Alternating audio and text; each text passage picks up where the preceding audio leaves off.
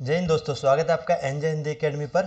दोस्तों, हम UGC net का टॉप 60 टॉपिक की क्लासेस सीरीज हमारी चला रही है। आज हमारी क्लास का या डे हमारा 12 है।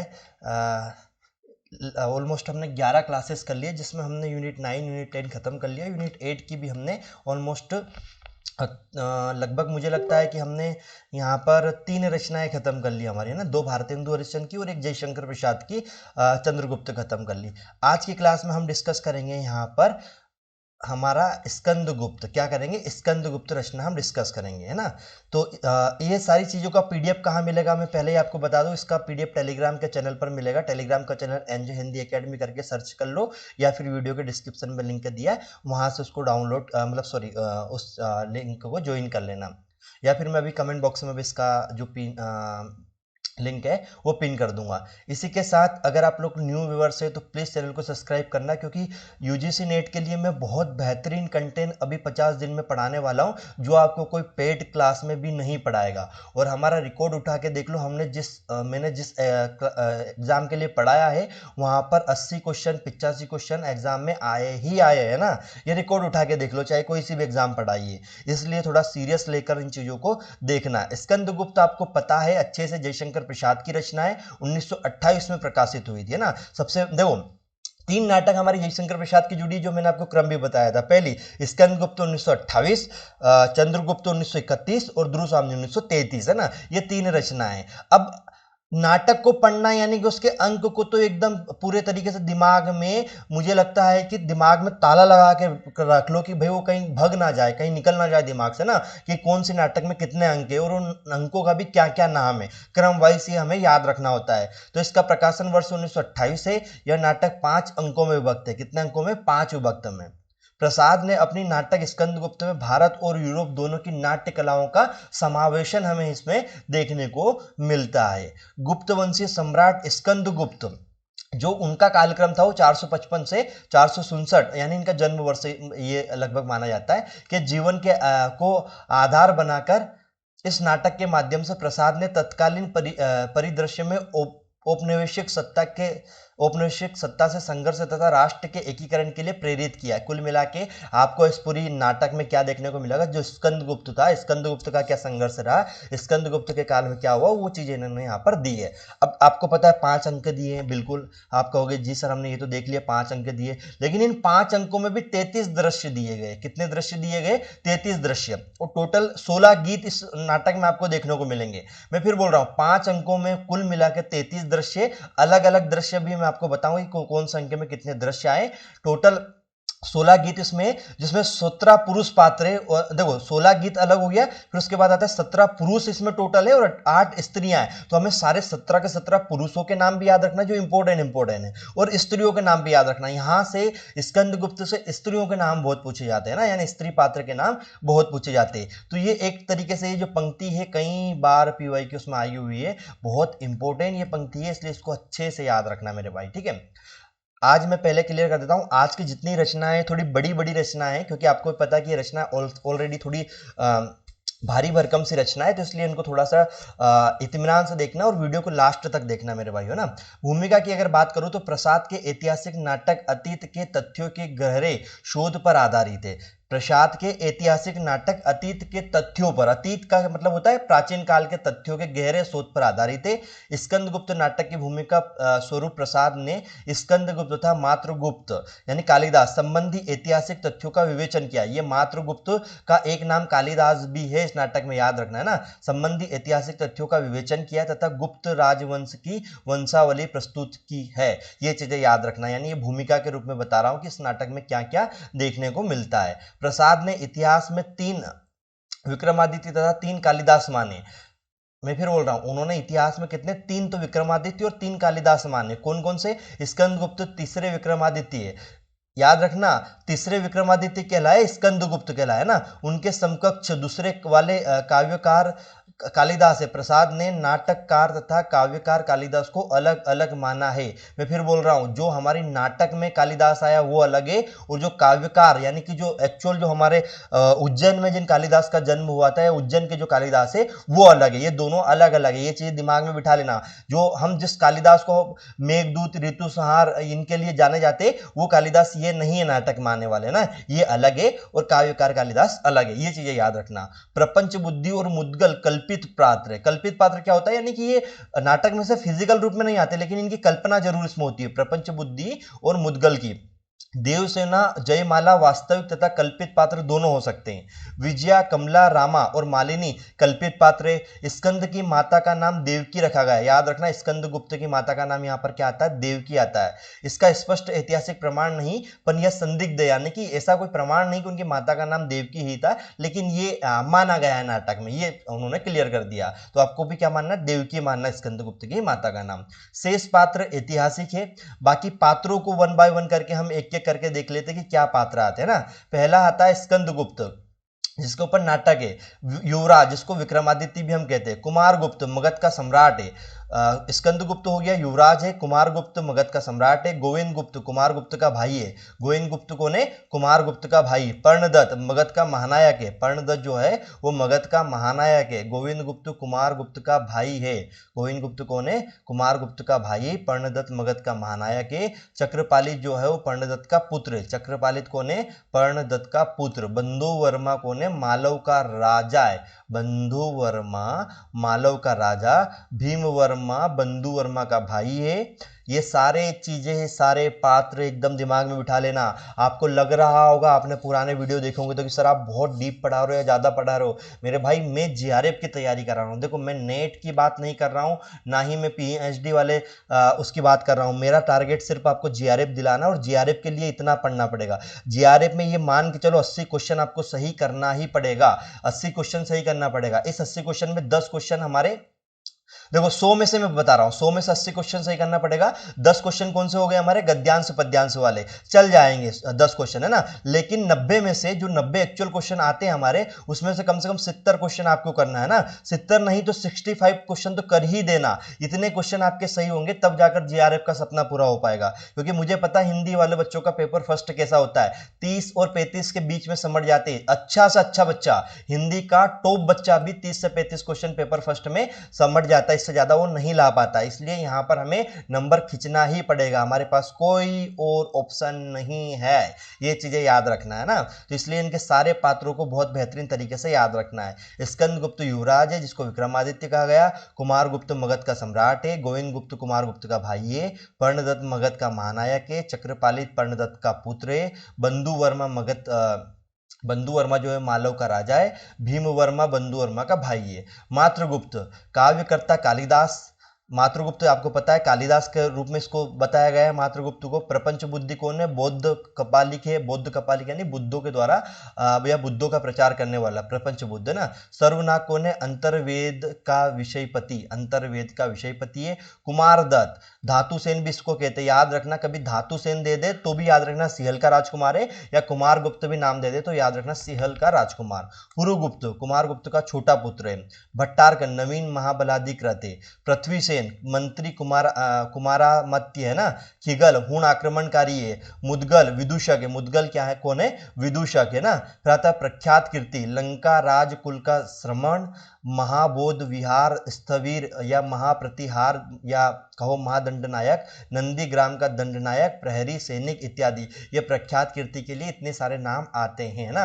लेकिन कम से कम ये याद रखना प्रख्यात कीर्ति हमारे किस नाटक का, स्कंदगुप्त का है ना। मुदगल किसका, स्कंदगुप्त का। खगिल किसका है, हूण आक्रमणकारी है। ये पूछा गया था कि खगिल क्या है, हूण आक्रमणकारी है। ये पीवाईक्यू में आया हुआ है ना। और ये भी याद रखना स्कंदगुप्त नाटक का पात्र है। पृथ्वीसेन मंत्री कुमारा मत्य है, ये भी याद रखना। भट्टारक नवीन महाबलाधिकृत इसको कहा गया है, ये चीजें याद रखना। तो ये टोटल हमारे कौन थे, पुरुष पात्र थे। पुरुष पात्र में जितने पात्र मैंने दिए हैं इनको एकदम रट लेना मेरे भाई, है ना। इनको नहीं भूलना। रटने का मतलब कि इनको याद कर लेना अच्छे से। फिर आता है स्त्री पात्र। स्त्री पात्र में देवकी कुमारगुप्त की बड़ी रानी और स्कंदगुप्त की माता बताई जाती है ना। कुमारगुप्त की 2 रानियां, उसमें से बड़ी रानी है देवकी, स्कंदगुप्त की माता। अनंत देवी कुमारगुप्त की छोटी रानी, जो कि पुरुगुप्त की माता है। किसकी है, पुरुगुप्त की माता आता है ना, याद रखना। अनंत देवी। जयमाला बंधु वर्मा की स्त्री है, मालव की रानी है, यानी मालवा प्रदेश की रानी और बंधु वर्मा की स्त्री। तो बंधु वर्मा सीधी सी बात है, उसकी रानी अगर मालवा प्रदेश की रानी है तो वो वहां का राजा होगा। तो ये जय याद रखना है ना। देवसेना बंधु वर्मा की बहन है, बंधु वर्मा की बहन जो है वो देवसेना, याद रखना ये देवसेना कौन है, बंधु वर्मा की बहन। विजया मालव के धन कुबेर की कन्या है, मालव के जो धन कुबेर है उनकी कन्या है विजया, है ना। कमला कौन है, भट्टार्क की जननी। रामा स्वर्गनाग की स्त्री। मालिनी मातृगुप्त की प्रणयनी सखी दासी इत्यादि है, हम इसको कह सकते हैं ना। अब मेरे भाई एक बात सुनना, मुझे देखो कोई चीजें बड़ी इसलिए हो रही कि जो कथा सार है, यानी जो किसी नाटक का कहानी के रूप में, सॉरी कथा के रूप में जो चीजें बताई गई है, अगर वो आप लोग पढ़ लेते हो तो फिर मुझे सिर्फ यहाँ पर डायरेक्ट फैक्ट आपको बताना होता है कि ये चीजें इस वाले अंक से या इस वाली रचना से ये पात्र ये चीजें आती है, इतना आपको बताना होता है।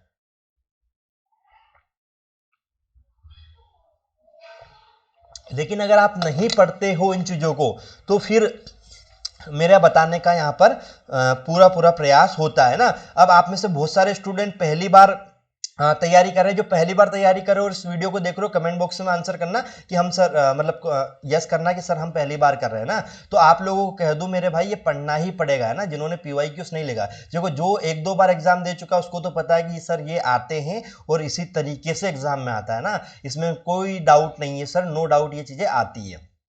कथासार भारत की इस संकटग्रस्त स्थिति का वर्णन प्रथम अंक में हुआ है। विदेशी आक्रमणों तथा अंतर कलाओं से राष्ट्र संकट में गुप्त वंश का अनिश्चित उत्तराधिकारी नियम समस्या को और गहरा कर देता है। ऐसे में स्कंदगुप्त पुष्य मित्रों तथा मालव पर हमला कर रहे शकों को पराजित करता है, परंतु राजधानी में अनंत देवी पुरुगुप्त और भट्टार्क सत्ता हथियाने के षड्यंत्र में सम्राट को हल्का कर देते हैं। ये हत्या कर देते हैं ना, ये याद रखना, हत्या कर देते हैं, हल्का नहीं है, हत्या है यहाँ पर, है ना, हत्या कर देते हैं, टाइपिंग मिस्टेक है। तो पहले पात्र में ये आता है। दूसरे पात्र में विजया स्कंदगुप्त के प्रति आकर्षित होती है, विजया स्कंदगुप्त के प्रति आकर्षित होती है। स्कंदगुप्त सिंहासन पर बैठने के प्रति उदासीन है। प्रपंच बुद्धि भट्टार्क और सर्वनाग को देवकी की हत्या के लिए तैयार करता है। रामा देवकी को बचाने का प्रयास करती है, अंततः स्कंदगुप्त आकर देवकी को बचा लेता है तथा पुरुगुप्त और अनंत देवी को फिर विद्रोह न करने की चेतावनी देकर छोड़ देता है। इधर बंधु वर्मा मालव का राज्य स्कंदगुप्त को अर्पित करते हैं। उज्जैनी में स्कंदगुप्त का राज्यारोहण होता है। उज्जैनी यही वाली उज्जैनी जो हम मध्य प्रदेश में इंदौर के पास में महाकाल नगरी वाली उज्जैनी का जिक्र हुआ, उज्जैनी को स्कंदगुप्त का राज्यारोहण करता है ना। तीसरे में क्या बताया गया, प्रपंच बुद्धि तथा भट्टार्क विजय की सहायता से देवसेना की बलि का उपक्रम रचते हैं। मातृगुप्त तथा स्कंदगुप्त उसे बचाते हैं। उपहार स्वरूप मातृगुप्त को कश्मीर का शासक बना दिया जाता है। मातृगुप्त को, किसको, मातृगुप्त को, उसका जो मातृगुप्त कालिदास के नाम से भी जाना जाता है, कश्मीर का शासक बना दिया जाता है। आप जब इतिहास कभी पढ़ा हो, आपने सिविल वगैरह की तैयारी करी हो, तो कश्मीर का एक राजा आता है मातृगुप्त, जो कि कालिदास के नाम से भी जाना जाता है, वो यही है। भट्टार्क अनंत देवी पुरुगुप्त का हिणों के साथ सहयोग। गोविंद गुप्त की वीरगति। सिंधु प्रदेश में मच्छिन राज्य ध्वस्त होने से स्कंदगुप्त द्वारा विक्रमादित्य की उपाधि धारण की गई। गांधार की घाटी में युद्ध करते हुए बंधु वर्मा को वीरगति प्राप्त हुई। अंततः भट्टार्क के विश्वासघात से स्कंद कुंभी नदी में बह गया। याद रखना, स्कंद किस नदी में बहकर बहा था, तो कुंभी नदी में बहा था, ये जिक्र आपको आएगा, कुंभी नदी में स्कंद बह गया है, ये चीजें यहाँ पर बताई जा रही है। फिर उसके बाद आता चौथा अंक, स्कंदगुप्त गायब, किसी को पता नहीं कहाँ है, निराशा का माहौल है, अराजकता की स्थिति। विजय और सर्वनाग राष्ट्र हित के लिए प्रतिबद्ध होते हैं। स्कंदगुप्त को मृत समझकर आघात से देवकी की मृत्यु कर देते, यानी उसकी हत्या कर देते। कमला के धिक्कारने पर भट्टार्क का शस्त्र त्याग होता है, भट्टार्क का शस्त्र त्याग होता है। ब्राह्मण श्रमण विवाद पर तथा समाधान के पाक्षिक एकता की वकालत स्कंदगुप्त की वापसी। स्कंदगुप्त चौथे अंक में फिर से आ जाता है ना। ये अंकों के साथ याद रखना कि कौन आ रहा है कौन जा रहा है, ये चीजें याद रखना। ये कहानी है बेसिक तरीके से, मतलब एक नाटक है जिसका कथासार मैं आपको सुना रहा हूँ, लेकिन इन अंकों से क्या क्या आएगा ये चीजें अभी मैं आगे बताने वाला हूँ, है ना। अगर आप मुझे लगता है ये PDF में आपको सेंड कर दूँ, तो कथासार तो आपको खुद को पढ़ लेना चाहिए, ये आपके पास रहता है, तो कथासार तो आपको कम से कम पढ़ना चाहिए। देखो मेरा नोट्स बनाने का तरीका देखो, मैं पहले उस नाटक की बेसिक चीजें आपको दे रहा हूँ, क्या है क्या नहीं है, कितने अंकों में कितने दृश्य क्या है, ये सारी चीजें। फिर उसका कथासार मैं आपको समझाता हूँ कि इस नाटक में क्या दिया और कौन सा अंक में कौन सा पार्ट आया, और फिर उस अंकों में यानी अलग अलग अंकों में जो जो प्रमुख उद्धरण आए उन सब पे मैं डिस्कस करता हूँ, है ना। तो ये चीजें हमारी यहाँ पर होती है। चलो लास्ट वाला अंक भी पढ़ लेते हैं। पुरुगुप्त सम्राट की उपाधि धारण करता है। पुरुगुप्त जो कि स्कंदगुप्त का मतलब भाई ही था एक तरीके से ना। विजया स्कंदगुप्त को रत्न ग्रह देने का प्रस्ताव रखती है। स्कंदगुप्त का देवसेना से प्रणय निवेदन देवसेना ठुकरा देती है। प्रख्यात कीर्ति के नेतृत्व में बौद्ध संघों का हुणों तथा अनंत देवी के सहयोग से इंकार, अंततः हुणों खिगिल पराजित तथा हत पुरुगुप्त के युवराज घोषित करता है। पुरुगुप्त को युवराज, राष्ट्र के लिए सभी संकटों को जीत कर भी स्कंदगुप्त निजी जीवन में पराजित होता है। देवसेना के साथ रहने का स्वप्न अधूरा और नाटक का अंत होता है। यानी कुल मिला के जो जिससे वो प्रेम करता है स्कंदगुप्त, देखो विजया स्कंदगुप्त से प्रेम करती है और स्कंदगुप्त देवसेना से प्रेम करता है। ये लिंक आपको समझना होगा, ये चीजें यहाँ पर पूछी जाती है ना। उसके बाद पुरुगुप्त सम्राट बन जाता है और स्कंदगुप्त वैसा का वैसा ही रह जाता है। उसके पास कुछ नहीं होता, ना अपने पारिवारिक जीवन में, ना ही शासक के रूप में कुछ रहता है उसके हाथ में। तो ये एक तरीके से पूरी नाटक का दायन होता है। अब हम इसके प्रमुख उद्धरणों को देखते हैं इस नाटक के ना। इस नाटक रचना का आधार दो मंतव्यों पर स्थिर किया गया है, जिनके संबंध में हमें कुछ कहना है। पहला यह है कि उज्जैनी पर दुख भंजक विक्रमादित्य गुप्त वंशी स्कंदगुप्त तथा दूसरे यहाँ मात्रगुप्त ही दूसरा कालिदास था, जिसे रघुवंश आदि काव्य लिखा। रघुवंशम जो काव्य है ये यहाँ पर बताया जा रहा है कि मात्रगुप्त नामक जो कालिदास है उन्होंने यहाँ पर लिखा है। अब अलग अलग अंकों से कौन कौन सी पंक्तियां आई और वो पंक्तियां यानी वो उद्धरण किस व्यक्ति ने कहे, इसके साथ आपको याद रखना है। मुझे लगता है आपने PYQ लगाया होगा तो आपको पता है कि जो जयशंकर प्रसाद के तीनों नाटकों से इसी प्रकार से क्वेश्चन आता है कि ये उद्धरण किस व्यक्ति का यानी किस पात्र का है, ये पूछा जाता है। तो प्रथम अंक, और ये भी पूछा जाता है कि ये पंक्ति किस अंक में आई है ना, या ये गीत किस अंक में आया, ये भी पूछा जाता है। तो हमें ये भी याद रखना है, ठीक है। पहला आता है अधिकार सुख कितना मादक और सारी ने अपने को नियामक और कर्ता समझने की बलवती स्पृहा उससे बेगार कराती है ना। ये स्कंदगुप्त ने कहा था पहले अंक में, ये इंपॉर्टेंट है, आया हुआ PYQ है ना। फिर आता है राष्ट्रनीति। फिर क्या आता है राष्ट्रनीति।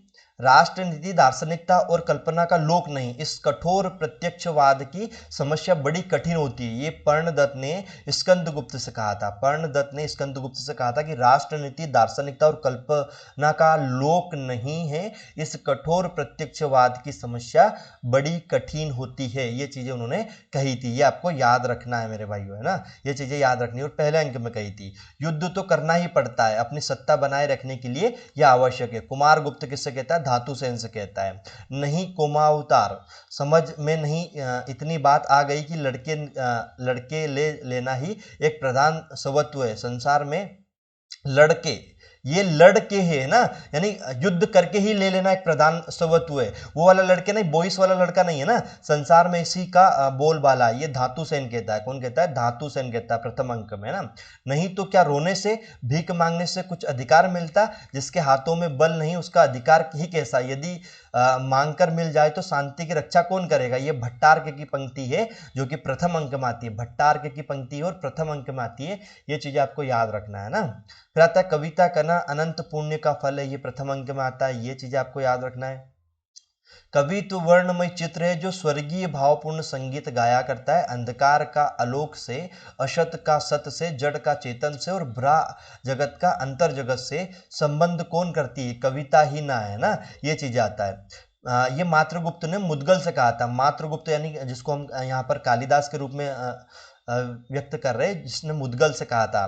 फिर आता तुम अपनी निष्ठुर क्रीड़ा के विषम से बहकाने से, सूखी हुई फिर लगे देखने मुझे, पथिक पहचाने से, उस मुख का आलिंगन करने कभी भूल कर आ जाना, मिलन क्षितिज तट पर महानिधि में मृदु हिलकोर उठा लेना। ये किसका था, मात्रगुप्त ने अपनी जन्मभूमि कश्मीर के वियोग में ये कहा था। यानी ये गीत किसने कहा था, उसने क्या कहा था, तुम अपनी निष्ठुर क्रीड़ा के विषम से बहकाने से, सूखी हुई फिर लगे देखने मुझे, पथिक पहचाने से।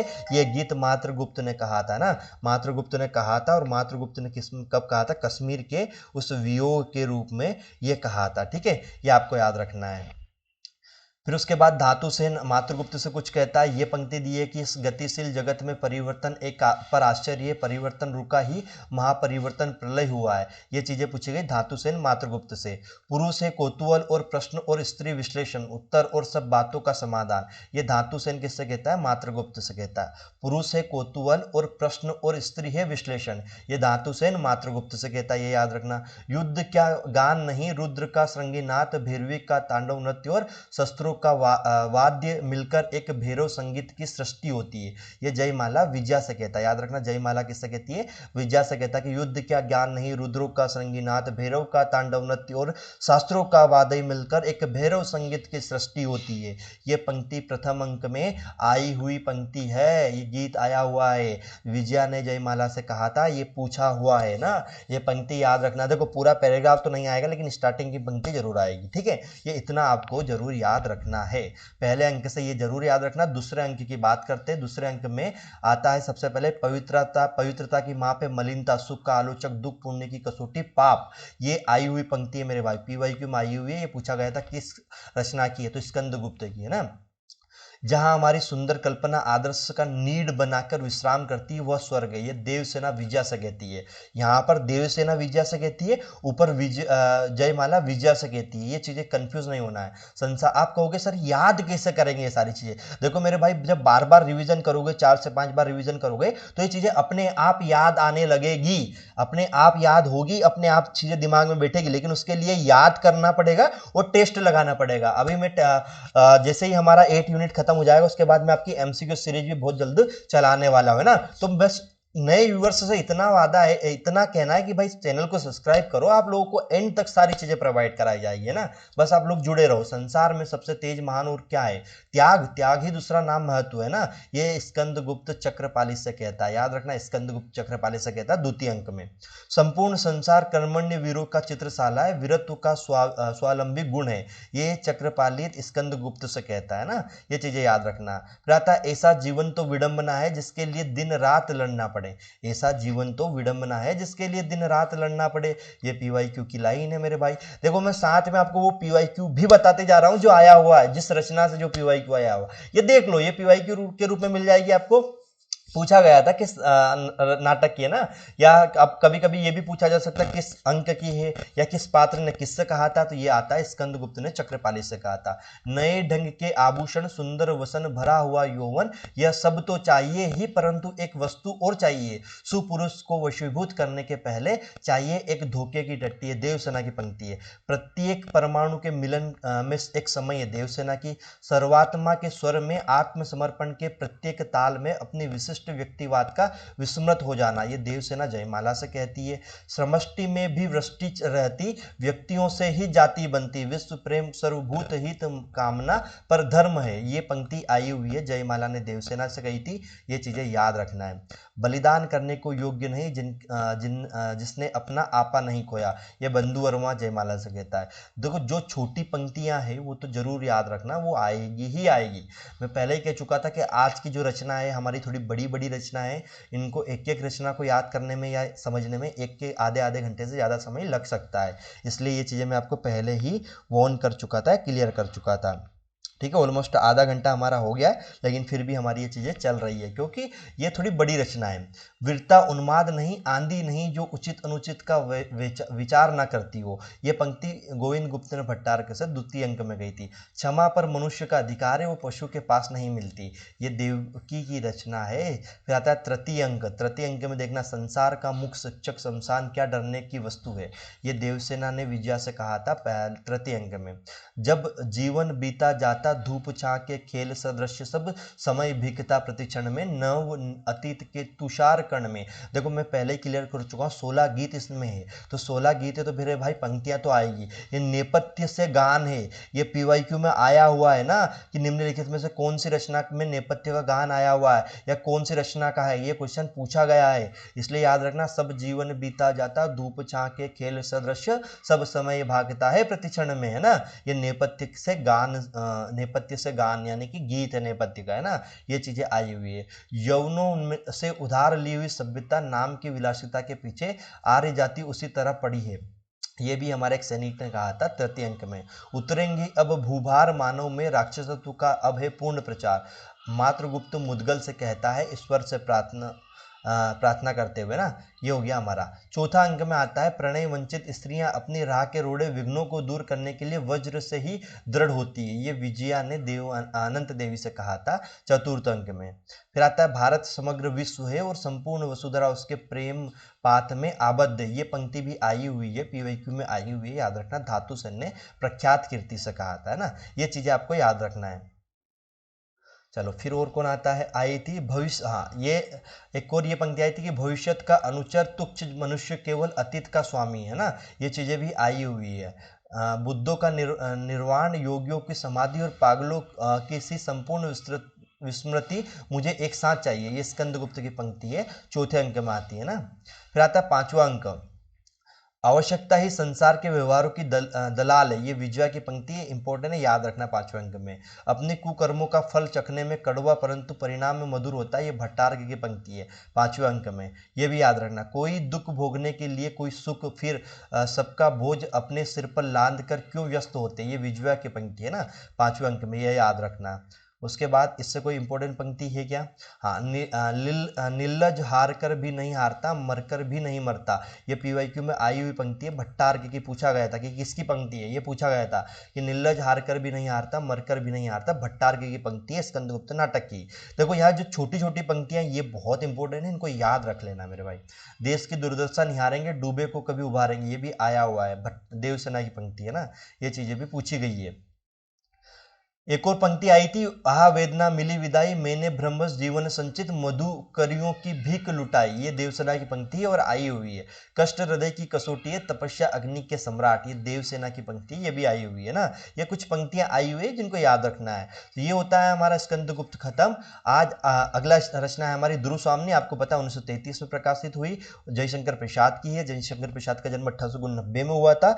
ये 3 अंकों में विभाजित है। देखो पहली रचना उनकी चंद्रगुप्त, फिर स्कंदगुप्त पढ़ी हमने, और अब ध्रुवस्वामिनी। वैसे क्रम वाइज देखोगे तो स्कंदगुप्त पहले, चंद्रगुप्त बाद में, फिर ध्रुवस्वामिनी आती है, अगर उनके प्रकाशन वर्ष के आधार पर देखोगे तो।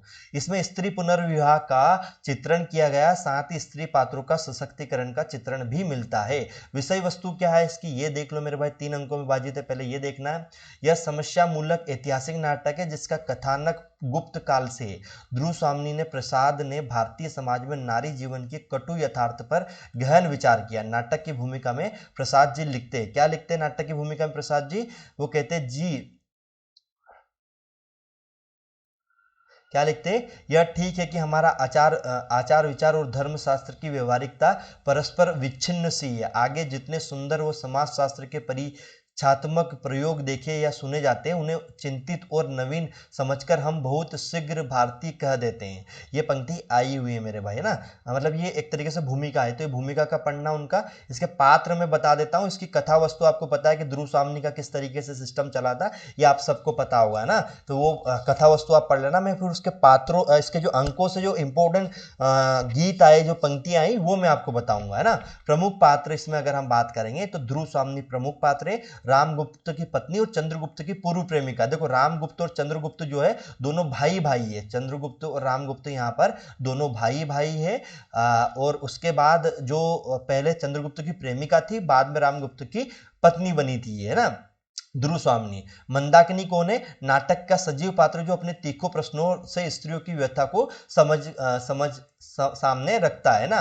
कोमा सकराज की प्रेमिका है। कोमा किसकी प्रेमिका है, सकराज की प्रेमिका है जो उसे छोड़ देती है। कोमा स्वाभिमानी है, सकराज की प्रेमिका जो उसके क्या कर देती है, छोड़ देती है।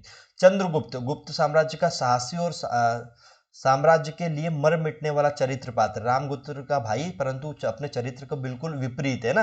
ये चीजें याद रखना। रामगुप्त गुप्त साम्राज्य का शासक जो पिता द्वारा अयोग्य घोषित किए जाने के बावजूद छल कपट से क्या बना था, राजा बना था। शिखर स्वामी रामगुप्त का सहयोगी और गुप्त साम्राज्य का अमात्य। गुप्त साम्राज्य का क्या है, ये अमात्य, याद रखना, शिखर स्वामी। पुरोहित, यह दृढ़ और सत्यनिष्ठ चरित्र जिसे धर्म की सच्ची व्याख्या करने में भय नहीं है। सकराज स्वार्थी और एवं विलासी प्रवृत्ति का शासक है। सकराज, है ना। सकराज की प्रेमिका भी मैंने बताई आपको। सकराज की प्रेमिका कौन है, यहाँ पर अभी मैंने सकराज की प्रेमिका का जिक्र किया था, कोमा, कोमा जो है सकराज की प्रेमिका जो बाद में सकराज को छोड़ देती है। खगील, रामगुप्त के यहाँ सकराज का संधि प्रस्ताव लेकर जाने वाला व्यक्ति है खगील।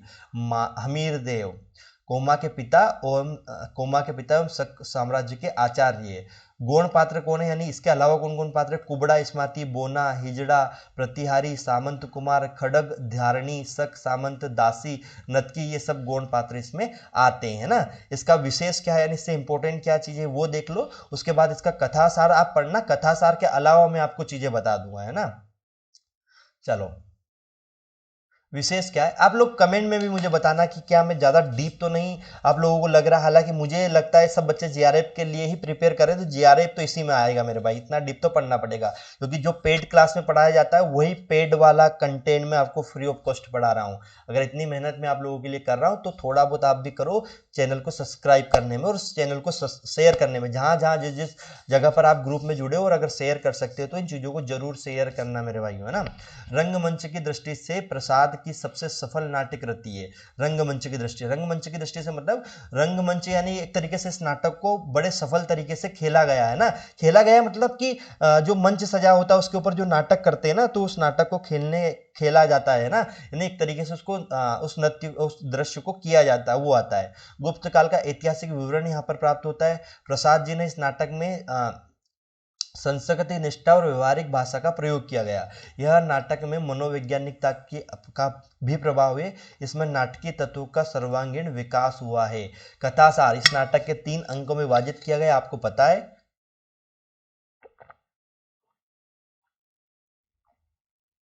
देखो मैं बता देता हूँ क्या सिस्टम है इसका पूरा। इसमें 2 पात्र है, एक तो चंद्रगुप्त आता है, एक ध्रुव स्वामिनी आता है।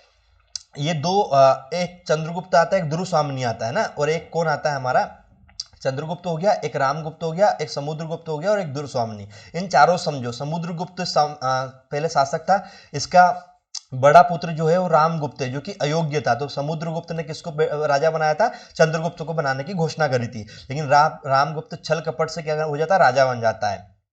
चंद्रगुप्त जब स्कंदगुप्त था, यानी ये रामगुप्त राजा नहीं था, तब चंद्रगुप्त और ध्रुव स्वामिनी दोनों से प्रेम करते थे, लेकिन बाद में रामगुप्त ने जबरदस्ती ध्रुव स्वामिनी से शादी कर ली। अब एक व्यक्ति आक्रमण करने के लिए आया, तो रामगुप्त ने कहा कि एक काम कर, आक्रमण मत कर, तू मेरी पत्नी को ले जा, ध्रुव स्वामिनी को। इसका विरोध ध्रुव स्वामिनी खुद ने किया और चंद्रगुप्त ने भी किया कि मैं तुझे जाने नहीं दूंगी, चाहे मैं खुद अकेला युद्ध कर लूंगा। लेकिन इस बात पे ध्रुव स्वामिनी उसको रोकती है कि नहीं नहीं ऐसा नहीं हो सकता, है ना। तो ये एक तरीके से उस कहानी का है कि भाई एक व्यक्ति राजा है लेकिन इतना अयोग्य है कि वो अपनी पत्नी को देने के लिए तैयार, लेकिन युद्ध करने के लिए तैयार नहीं है। बल्कि रामगुप्त राजा ना होते हुए भी उस समय युद्ध करने के लिए तैयार था। तो ये सारी चीजें इसमें पहले दूसरे तीसरे अंक में यही कहानी आपको पूरी सॉरी नाटक आपको मिलेगी कथा के रूप में। अब मैं इसके सारे अंकों में जो इंपॉर्टेंट चीजें आई है वो मैं आपको बता देता हूँ। कथा मुझे लगता है आप लोगों ने सुनी होगी तो आपको समझ में आ गई होगी, या नहीं आई हो तो पढ़ लेना, ये पीडीएफ आपको टेलीग्राम पे मिल जाएगी। राजनीति के सिद्धांत में राष्ट्र की रक्षा सब उपायों से करने का आदेश है, ये शिखर की पंक्ति है। राजनीति के सिद्धांत में राष्ट्र की रक्षा सब उपायों से करने का आदेश शिखर की पंक्ति है। फिर आता है मूर्खों ने स्वार्थ के लिए साम्राज्य के गौरव का सर्वनाश करने का निश्चय कर लिया है। सच है वीरता जब भागती है तो उसके पैरों से राजनीति छल छंद की धूल उड़ती है। ये मंदाकिनी की पंक्ति है और ये पंक्ति आई हुई है मेरे भाई। ये पूछा गया है कि किस रचना की है और किस पात्र की है। ये पीवाईक्यू में आया हुआ क्वेश्चन है कि सच है वीरता जब भागती है तो पैरों से राजनीति छल छंद की धूल उड़ती है। ये चीजें पूछी गई है ना, तो ये याद रखना है कि कौन सा अंक में आई और किसने की पंक्ति है। जीवन विश्व की संपत्ति है, प्रमाद से क्षणिक आवेग से या दुख की कठिनाइयों से उसे नष्ट करना कठिन तो नहीं है। यह चंद्रगुप्त की पंक्ति है पहले अंक में। अनार्य निष्ठुर मुझे कलंक कलीमा के कारागार में बंद कर मर्म वाक्य के धुएं से दम घोट कर मार डालने की आशा न कर। आज मेरी असहायता मुझे अमृत पाकर मेरा निर्लज जीवन बढ़ाने के लिए तैयार है। आओ मैं एक एकांत चाहती हूँ। यह ध्रुव स्वामिनी की पंक्ति है मेरे भाई, याद रखना है। प्रातः कितना अनुभूतिपूर्ण था वह क्षण का आलिंगन कितने संतोष से भरा था, नियति ने अज्ञात भाव से मानो लू से तपी हुई वसुधा की क्षितिज के निर्जन में सायंकालीन शीतल आकाश से मिला दिया हो। यह ध्रुव स्वामिनी की पंक्ति थी और ये पहले अंक में आई थी, है ना। अब आया है दूसरा अंक। दूसरे अंक में यौवन तेरी चंचल छाया, ये PYQ में आया हुआ है, पिछले सालों के पेपर में आया हुआ कोमा की पंक्ति। ये पूछा गया था कि ये यौवन तेरी चंचल छाया किसका उद्धरण है, तो ये हमारा कोमा का है। छल का बहिरंग सुंदर होता, ये मिहिर देव का आया हुआ क्वेश्चन है। ये भी पूछा गया था कि किसकी पंक्ति है, मिहिर देव की है। दूसरे अंक में आती है प्रेम का नाम ना लो वह पीड़ा थी जो छूट गई, ये कोमा कहती है सकराज से। किससे कहती है, सकराज से कहती है, क्योंकि एक दूसरे से प्रेमी थे, है ना। सौभाग्य और दुर्भाग्य मनुष्य की दुर्बलता के नाम है, मैं तो पुरुषार्थ को भी सबसे बड़ा नियामक समझता हूँ, यह सकराज की पंक्ति है। दूसरे अंक में आई राजनीति ही मनुष्य के लिए सब कुछ नहीं होता, राजनीति के पीछे नीति से भी हाथ ना धो बेटो, जिसका विश्व मानव के साथ व्यापक संबंध है, मिहिर देव की पंक्ति है। द्वितीय अंक में आती है चंद मेरे भाग्य के आकाश में धूमकेतु सी अपनी गति बंद करो, ये ध्रुव स्वामिनी की पंक्ति है मेरे भाई, और याद रखना द्वितीय अंक में आई। ध्रुव स्वामिनी की जितनी पंक्ति है मत भूलना, ध्रुव स्वामिनी की ध्रुव स्वामिनी नाटक में ध्रुव स्वामिनी की सारी पंक्तियां बहुत पूछी जाती है ना। तृतीय अंक पुरोहित जी, मैं राजनीति नहीं जानती किंतु इतना समझती हूँ कि जो रानी शत्रु के लिए उपहार में भेज दी जाती है वह महादेव की उच्च पदवी से पहले ही वंचित हो गई होगी, यह ध्रुव स्वामिनी की पंक्ति है, तृतीय अंक में कहता है, पुरोहित जी को कहती है। ये किसको कहती है ये भी याद रखना, तो पुरोहित जी को कहती है, क्योंकि पुरोहित जी के बाद संबोधित चित्र लगा, यानी पुरोहित जी को संबोधित करके वो कह रही है। विधान की शाही का एक बिंदु गिरकर भाग्य लिपिका पर कालीमा चढ़ा देता है, ये चंद्रगुप्त की पंक्ति है, तृतीय अंक में। भगवान ने शत्रु को उत्पन्न करके ही अधिकार से वंचित कर दिया है, ये भी हमारा किसमें आता है, तृतीय अंक में आता है, मंदाकिनी की पंक्ति है। जिन स्त्रियों के धर्म बंधन में बांध कर उनकी सम्मति के बिना उनका सब अधिकार छीन लेते हैं, तब क्या धर्म के पास कोई प्रतिहार, कोई संरक्षण नहीं छोड़ते जिससे वो स्त्रियां अपनी आपत्ति में अवलंब मांग सके, ये मंदाकिनी की पंक्ति और तीसरे अंक में होती है मेरे भाई। ये यहाँ पर हमारा क्लियर होता है। तीसरे व्यक्ति आते धर्मवीर भारती और उनकी एक रचना है अंधायुग। अंधायुग बेसिकली बहुत बड़ी रचना है, इसलिए आज तो हम इसको नहीं करेंगे, इसको हम करेंगे कल, है ना, क्योंकि ऑलमोस्ट 40 मिनट से ज़्यादा हो गया। अगर आप न्यू व्यूअर्स से और अभी तक जुड़े हो क्लास में तो चैनल को सब्सक्राइब करना, वीडियो को लाइक करना और इसको ज़्यादा से ज़्यादा लोगों तक शेयर करना। कमेंट बॉक्स में जरूर अंधायुग लिखना कि अंधायुग के बारे में और क्या अच्छा सा कंटेंट आप चाहते हो जो कि हम बेहतरीन तरीके से लाएंगे। ये PDF आपको टेलीग्राम पे मिलेगी, टेलीग्राम का लिंक वीडियो के डिस्क्रिप्शन में दिया है, जरूर जाइए ज्वाइन कीजिए। एनजे हिंदी अकेडमी टाइप करोगे तो भी आपको आ जाएगा, ठीक है।